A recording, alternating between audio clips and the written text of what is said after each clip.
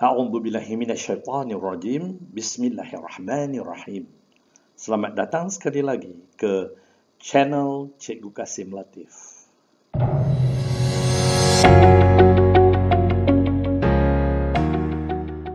Tuan-tuan, puan-puan, para guru, mahasiswa, para pelajar yang saya kasihi sekalian. Hari ini sampailah kita ke segmen ke-10, iaitu segmen yang akan membicarakan tentang menganalisis khalayak, menganalisis majlis dan menganalisis diri kita sendiri sebagai seorang pemidato. Tapi sebelum itu, saya ingin ingatkan semula bahawa untuk menjadi seorang pemidato yang hebat ada 8 langkah. Saya ulang semula, ada 8 langkah. Yang pertama, mengawal gugup. Telah pun saya bicarakan dalam segmen yang ke-9. Yang kedua, menganalisis khalayak, majlis dan diri sendiri yang akan saya bicarakan sebentar lagi. Yang ketiga, mengumpul idea dan maklumat. Keempat, mengatur bahan ucapan. Yang kelima, merancang pengenalan ucapan. Yang keenam, merancang penutup ucapan. Yang ketujuh, membuat latihan berucap, dan yang ke-8 menyampaikan ucapan. Para guru, mahasiswa, para pelajar yang saya kasihi sekalian, dan tidak ketinggalan kepada orang awam secara umum, kerana berpidato ini melibatkan bukan orang-orang tertentu tetapi sesiapa saja yang ingin menjual idea ataupun fikiran kita kepada khalayak kita atau audience. Kita kenalah mengetahui beberapa perkara yang telah saya bicarakan tadi. Ada 8 langkah. Hari ini dalam segmen ke-10, saya akan membicarakan analisis khalayak atau audience, analisis majlis yang akan kita sampaikan pidato kita, dan yang paling penting, menganalisis diri kita sebagai seorang pemidato. Tuan-tuan, puan-puan yang saya kasih sekalian, yang pertama, menganalisis khalayak. Sebelum kita menerima sesuatu undangan untuk berpidato atau pergi ke sesuatu majlis untuk berpidato, kita sepatutnya jelas dan tahu siapakah khalayak yang berhadapan dengan kita. Adakah mereka itu pelajar sekolah, orang awam, masyarakat kampung, masyarakat bandar, masyarakat desa dan sebagainya, ataupun masyarakat elit, orang-orang yang berkepentingan dalam bidang-bidang tertentu secara profesional. Kita kena kenal khalayak kita supaya kita boleh menyediakan teks yang sesuai dengan khalayak kita. Tuan-tuan dan puan-puan, yang pertama sekali, kita kena ambil tahu perkara-perkara yang audiens kita telah sedia maklum. Contohnya, kalau kita nak membicarakan suatu hal, khalayak kita itu adalah golongan profesional yang telah mengetahui tentang tanggungjawab, tugas, bidang masing-masing. Kita kena tahu itu. Supaya apabila kita membicarakan sesuatu bahan yang kita perkatakan dalam pidato kita itu, tidak redundant ataupun mereka dah tahu, mereka akan menjadi bosan. Kita kena beri sesuatu input yang baru.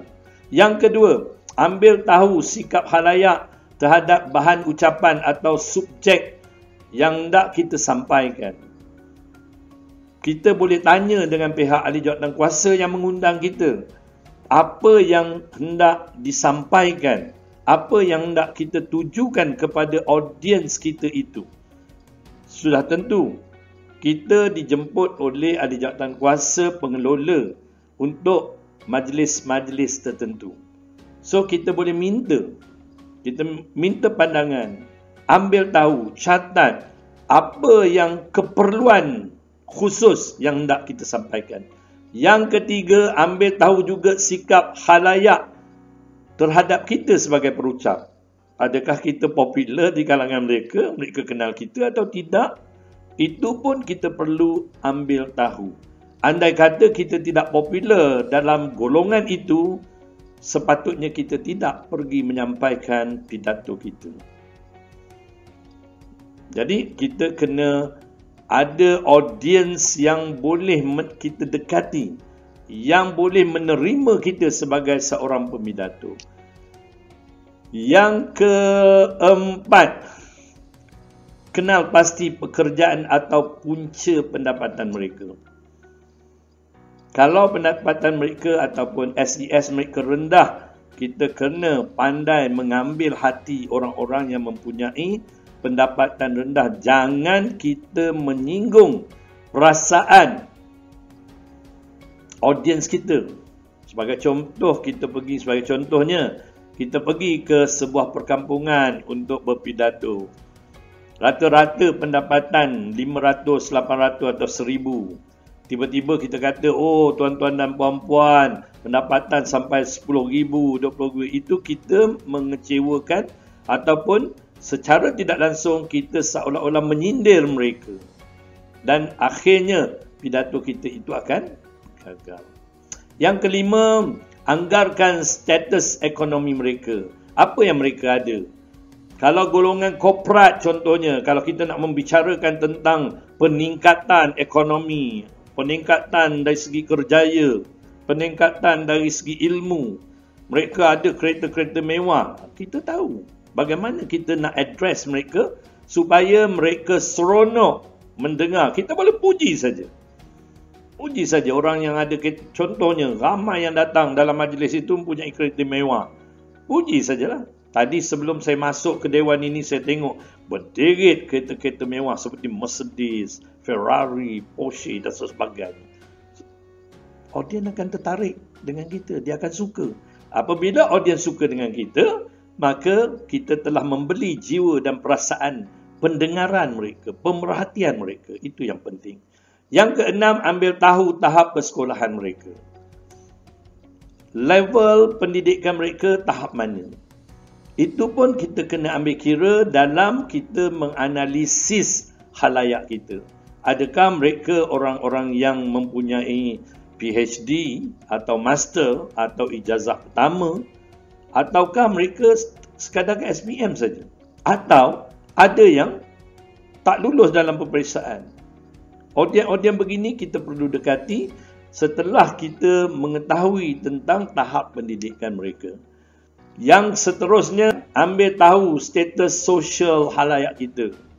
Rumah besar, kereta mewah, pendapatan tinggi, dihormati oleh orang-orang setempat, mendapat perhatian daripada masyarakat sekeliling, mempunyai status sosial yang tinggi atau rendah.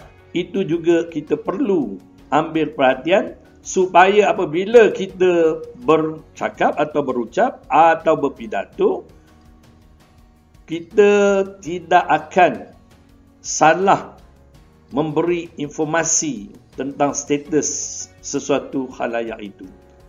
Yang ke-8, adakah khalayak kita semua lelaki atau perempuan atau bercampur? Itu juga penting. Jangan nanti jika semua lelaki, tiba-tiba dalam pidato kita yang awal kita kata, tuan-tuan dan puan-puan, ini banyak sekali berlaku dalam banyak majlis. Tanpa mengambil kira status. Sama juga dari segi boleh atau tak boleh sesuatu isu itu kita bicarakan di hadapan khalayak kita yang pelbagai jantina ini. Yang seterusnya, bagaimana dengan peringkat umur khalayak kita? Tadi saya dah bicarakan jika pelajar sekolah rendah, umurnya 7 hingga 12 tahun. So kita kena sesuaikan tahap ucapan kita atau pidato kita pada level tersebut. Kalau sekolah menengah atas, graduan, diploma, ijazah pertama, semua mempunyai level pemikiran yang berbeza. So kita kena pandai menggunakan bahasa yang sesuai dan juga bahan-bahan yang sesuai untuk mereka. Seterusnya, apakah saiz khalayak kita? Berapa ramai? Kerana jika terlalu ramai, kita perlu ada sound system yang sesuai supaya semua khalayak kita dapat mendengar ucapan kita dengan jelas. Andai kata 20 orang, biliknya sesuai dengan 20 orang. Bukan di dewan, terlalu besar, bergema dan sebagainya. Itu akan menggagalkan pidato kita. Dan yang akhir sekali, ambil kira agama, bangsa serta ideologi khalayak secara umum. Penting kerana jangan kita salah memberikan maklumat terhadap sesuatu kaum, sesuatu bangsa contohnya, yang boleh mengakibatkan audiens tinggalkan majlis sedang kita berpidato. Itu amat mengecewakan. Yang seterusnya adalah menganalisis majlis yang akan kita hadiri itu. Yang pertama, apakah tujuan majlis itu diadakan?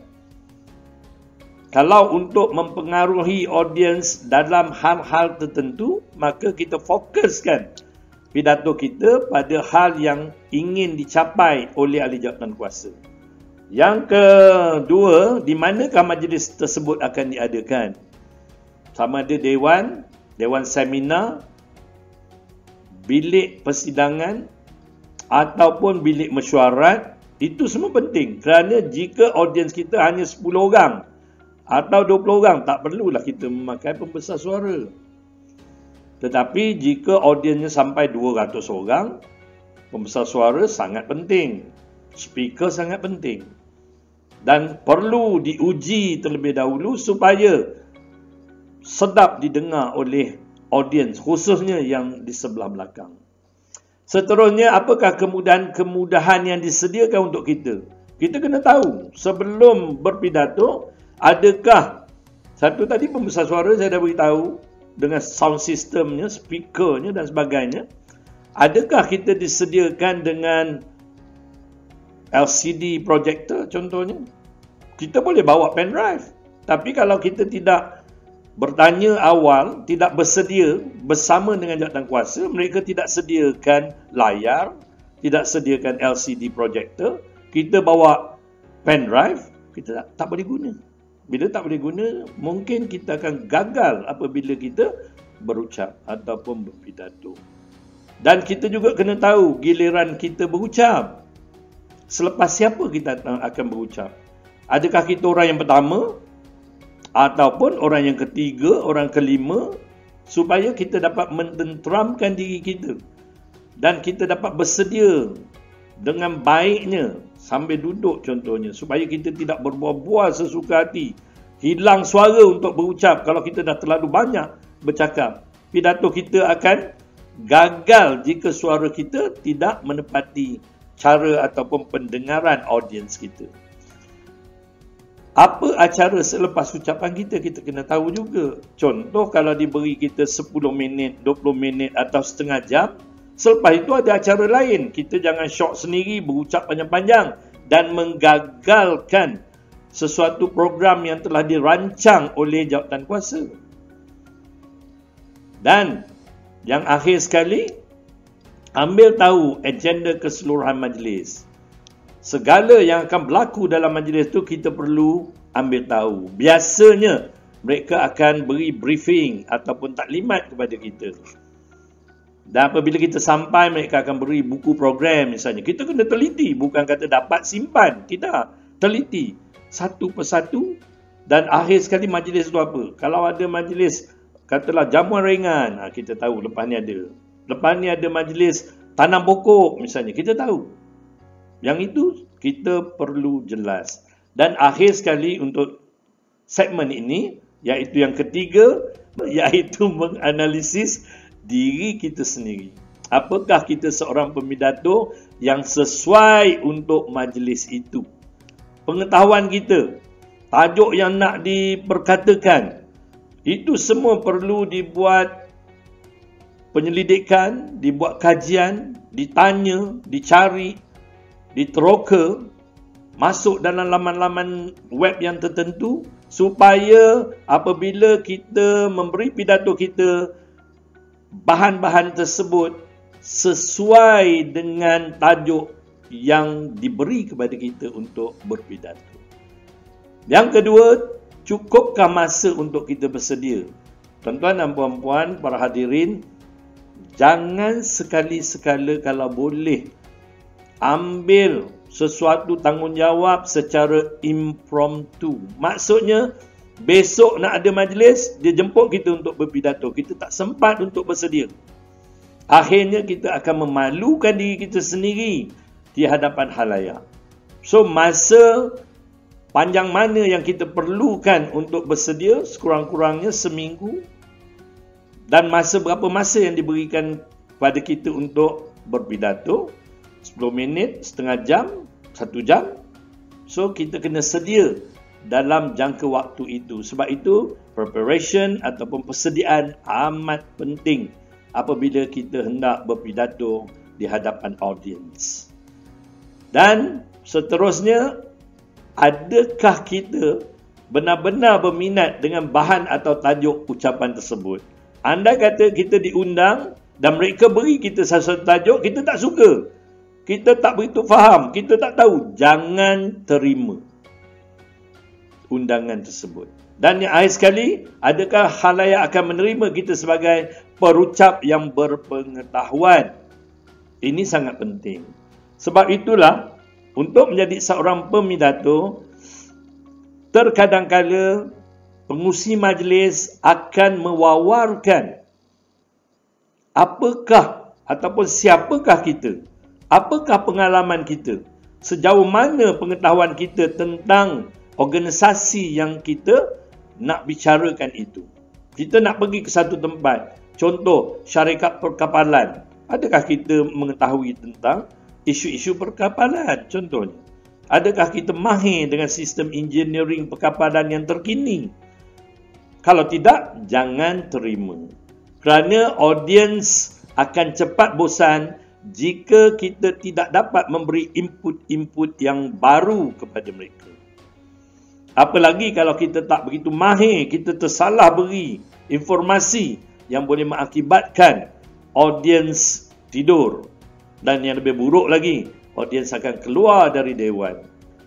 So, tuan-tuan dan puan-puan, itu saja untuk segmen ke-10 ini, iaitu kita kena analisis majlis itu, analisis khalayak, analisis diri sendiri.